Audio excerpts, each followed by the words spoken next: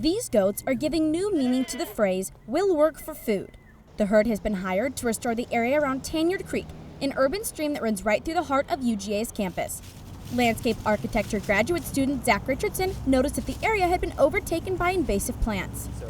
Those plants are aggressive, exotic plants, so they're taking the place of native plants. Richardson was especially interested in restoring this particular area because of its location. It just kind of clicked, that light bulb moment went off that this would be a perfect spot for that because it's so visible, and you've got the SLC, the whole street parking deck, dorms, dining halls, everyone's walking right by the site. To solve the invasive plant problem, Zach called in the experts, a herd of goats.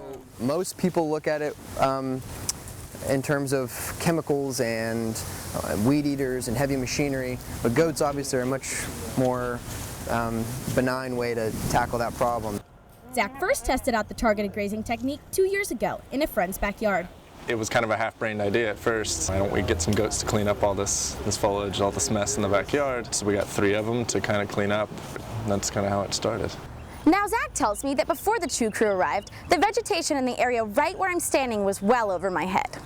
The Chew Crew's endless appetite has transformed this area from urban jungle to open pasture. But having goats is not all fun and games. There was one downside to having goats, and that was that no fence can corral goats. They're likely to get out, so there was a lot of neighbors beating on our doors saying there's goats on the loose. Lucky for Zach, the Chew Crew is surrounded by an electric fence, keeping the goats in and intruders out.